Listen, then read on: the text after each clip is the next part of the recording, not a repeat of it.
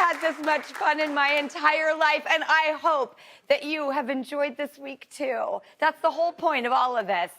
Let's turn to our virtual friends and family, our VFFs. How fun is that?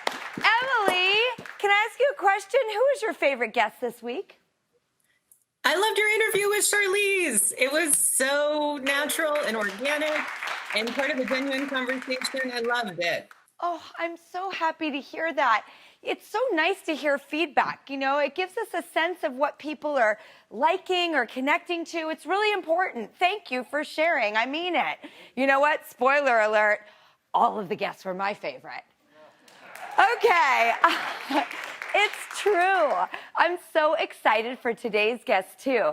Billy Porter is here, and he is nominated for another Emmy this weekend. In fact, I even wore this outfit for him because, I mean, he is the king of style.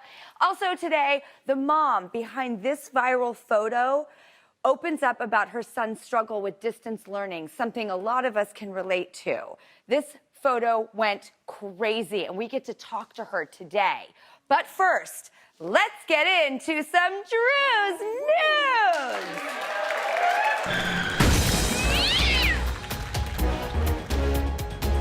Excuse me, sir! Ma'am! Guy! Tell me your story!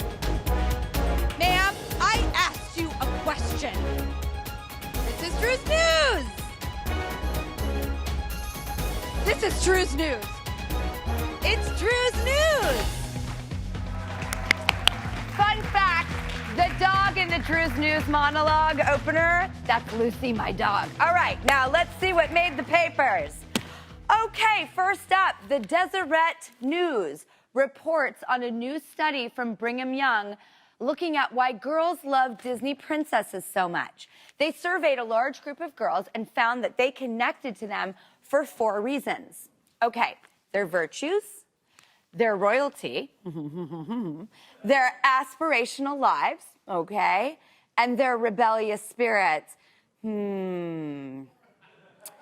I can relate to that last one. So can my daughter Olive. Trust me. The thing about this, though, that really speaks to me is it reminds me of making a movie called Ever After. Thanks, guys.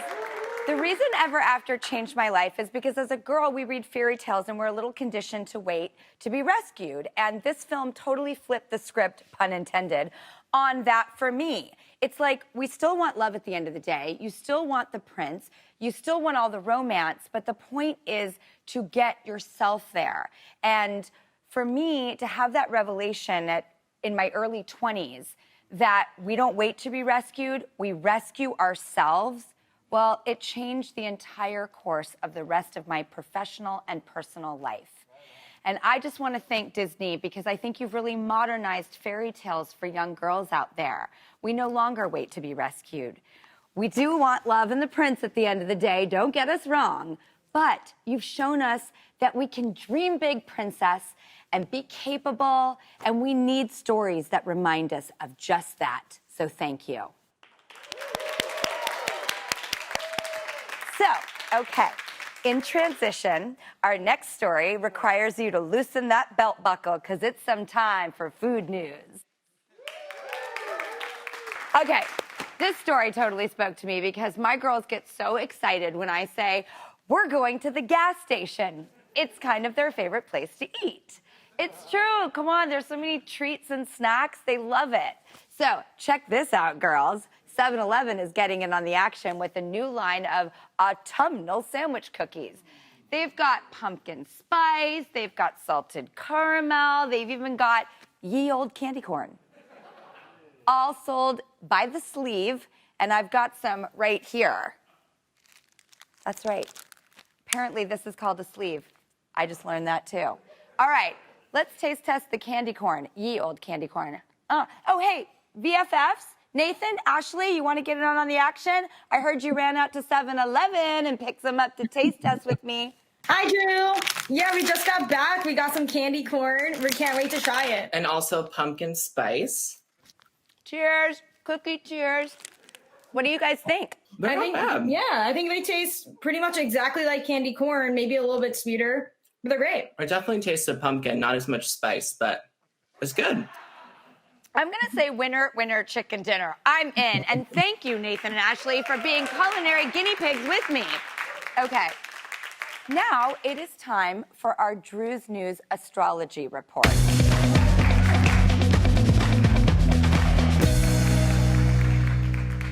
So, here to help us read the stars is astrologer extraordinaire Aliza Kelly. Hi, Aliza. Drew, thank you so much for having me. Congratulations. Thank you so much. This is so exciting. It is It's so crazy. exciting. And it's like, first week, done, got it. Okay, here we go. And we get to go into the weekend with you. And I want to ask, September, what's going on?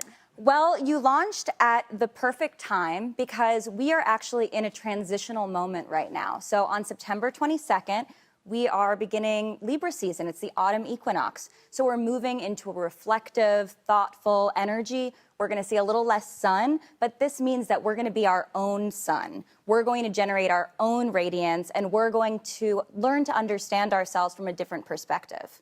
Aliza, can I ask you what a birth chart is? It is basically a snapshot of the sky at someone's or something's exact time of birth. So using the birth chart, we could see the rising, the sun, and the moon, and we can really understand who that person is, or if it's an event, what that person or what that event is all about.